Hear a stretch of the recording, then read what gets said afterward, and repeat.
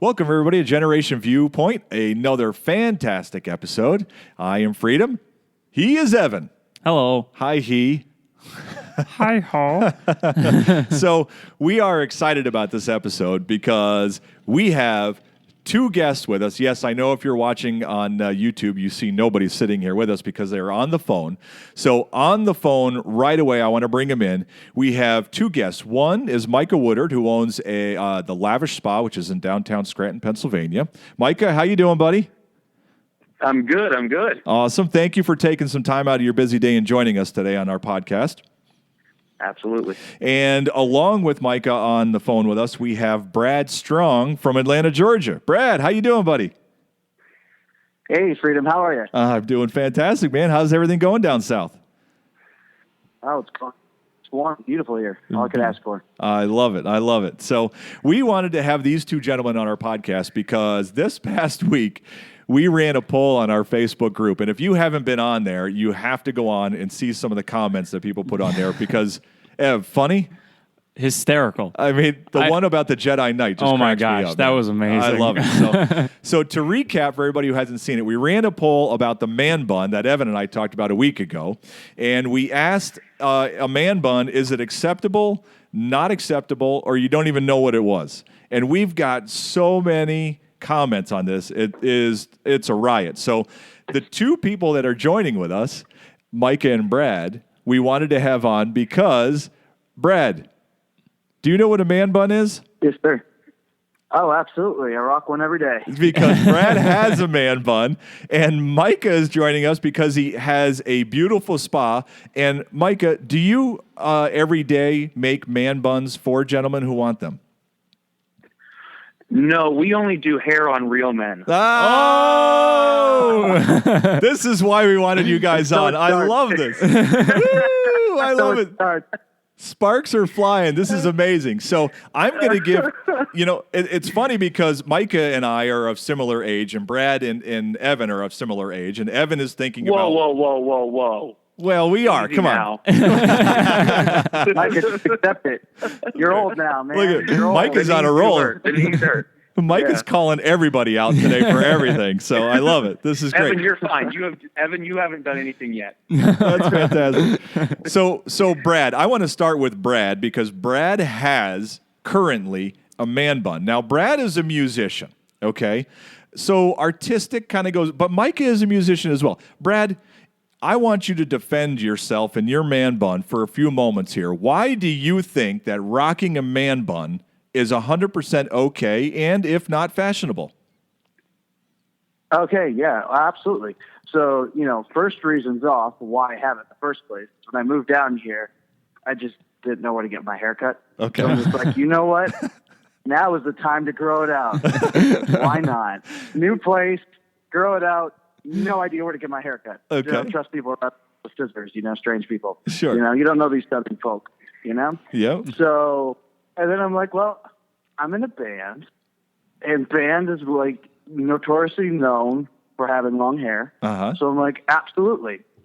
So that was kind of like the first thing, Yeah. If you play music, you can pretty much get away with anything. It's been proven. Look-wise, at least. And since you could get away with any hairstyle, you chose the man bun out of all the hairstyles to choose from. Because it's a logical choice. Well, yeah. It's not. And then, Yeah. well, the bun thing, it keeps it out of your eyes, so you can actually see. Yeah. It was a pain in the butt getting there, but once you're there, it's nice. Okay. All right, Micah, let me ask you a question, Micah. If Brad walked into your place and he says, you know what, I want to rock a man bun because I'm in a band and I can get away with it, what would you say to him? What would I say to him? Yes. Unless you just mispronounce David Beckham and or Jared Leto's name, you cannot get away with it. You can't get away with it. So you need to maybe making $40 million a year in order to rock a man bun with confidence. Then. No, you know what it is with the man bun, and I'll say this. Yeah. It's trendy. Don't get me wrong. It is, like right now, it's really trendy. Okay. All but right. so was the mullet at one point. And when I was Brad's age, so was having like frosted gelled tips, which I had, don't get me wrong. Yep. It's trendy. Yep. So it's very soon, and the reason I would say no is it's very soon going to be looked upon like, white guys with cornrows. It was cool. It was cool when Justin Timberlake did it for like a week. Yes. And then it looked really dumb. So if Brad is gonna rock on with this man bun, and Evan, if he ever did get one, I guess it sounds like the key is knowing when to abandon the man bun before it's too late. Exactly. I love it. See, it's all about time. It's all about timing. It's like, so if you're the first person doing something that's trendy, yes, you're going to look really weird for the first couple of weeks or months. Yeah.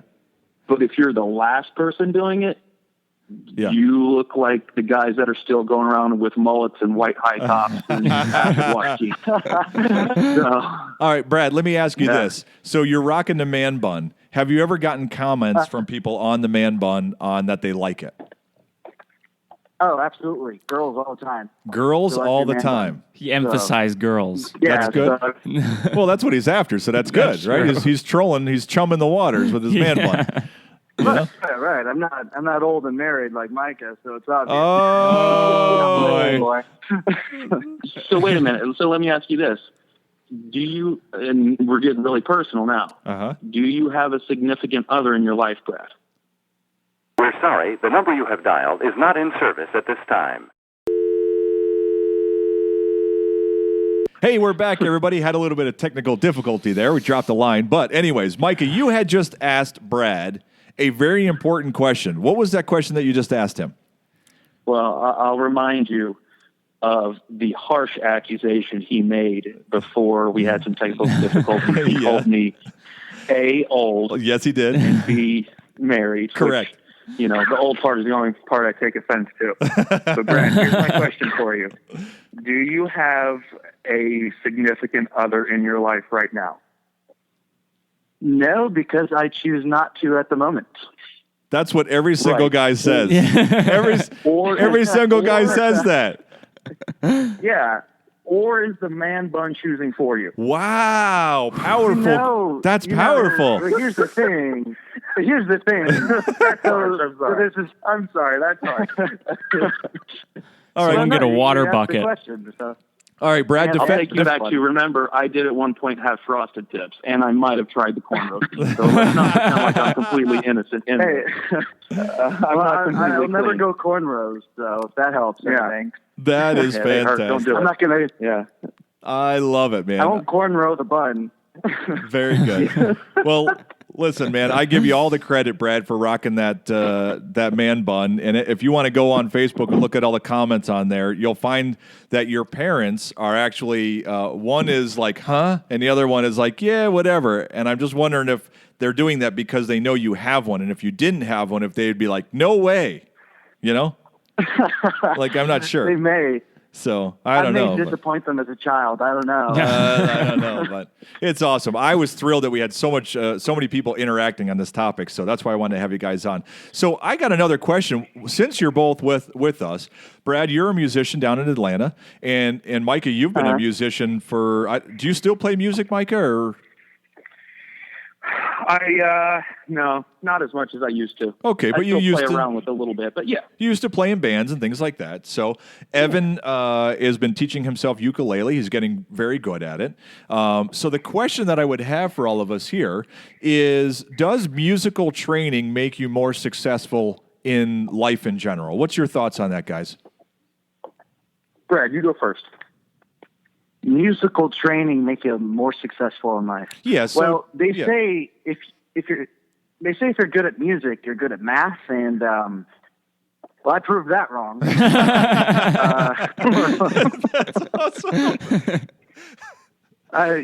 So it's a definite maybe for me. Yeah. I don't know. I guess if you're looking through music, you get to meet a lot of people. So if you're meeting people, playing music and stuff, I guess that could help you potentially through business, and make you learn business in that way. Right. So I'm going to have to go with a solid definite maybe on this one. Okay. All right. Micah, what do you think? I would say absolutely 100% hands down yes. Okay. I don't think there are many things outside of music and sports that could better prepare you for the business world growing up. Wow. Okay. I mean, I think, I talk to a lot of people, in the business world, careers, over the course of my career before buying Lavish, I've had the opportunity to hire some people. I've had the unfortunate responsibility to fire some people. Mm-hmm. And, I tell everybody to me, the extracurriculars are more important than the GPA. Yeah. Lots of people can just sit down and memorize some stuff, but being a musician, having the discipline to take years and years of monotony and painstaking, just rigorous exercise of becoming good and mastering that craft, that shows that you've got discipline. That takes work ethic. We covered this stage and go ahead. Yeah. No, go ahead. I was just going to say, even getting up on stage and when an amp catches on fire or your drummer screws up or you're playing live music, that prepares you really well for real life when something goes wrong and you're standing in front of 100 to thousands of people and you have to have composure. And I honestly, I think it's the same in sports, that pressure of hitting a game-winning shot or whatever the case may be, that prepares you so well for, for life, being coachable, being teachable, teamwork, all of those things. I love it. I think they're huge. They're the most important things in my opinion. Well, and you got to know when that amp catches on fire, when you're playing, you got to know how to jump on that thing and play your screaming guitar in the midst of flames, baby. Oh, yeah. I usually just start lighting my guitar on fire too. More files the better. I've learned. Yeah. Ah, that's fantastic. When everything's on fire, you've had a good show. Yeah. We covered this question to feed a little bit into what you just said, Mike. A couple episodes ago, we talked about when people are applying for college and stuff like that, are the ways that they're getting graded with their GPAs and their SAT scores, is that an antiquated? What's the word I'm trying to say? Antiquated. Thank you. Boy, I was stuck there. Idea. And what you just said kind of feeds into that, being in sports and music and that determination day after day is really what shows what somebody's made of, not whether they could memorize dates on history or something like that. Yeah, absolutely. Yeah. I love it. Very good. So let me ask, Brad, since you called Micah old right here, on this episode. All right. And Evan called me old as well a little bit. Because you are old, Dad. All right. So I'm going to ask Brad and Evan this question. All right. What can Micah and myself learn from your generation? What can we learn from you guys? How to use social medias and the computer. I take offense to that. Micah, we know how to use social media and the computer, don't we? I think I could put you to shame. Oh. I think, I would say Micah knows how to work that stuff really well. Okay. All right. Yeah, but you know what? I will say this. I've got a 12-year-old kid now. Phoenix is 12 now. Yeah. And even at 12 years old, there are times when I'm like, I don't know how to do this. Yeah. On my iPhone, and he's like, here you go, done.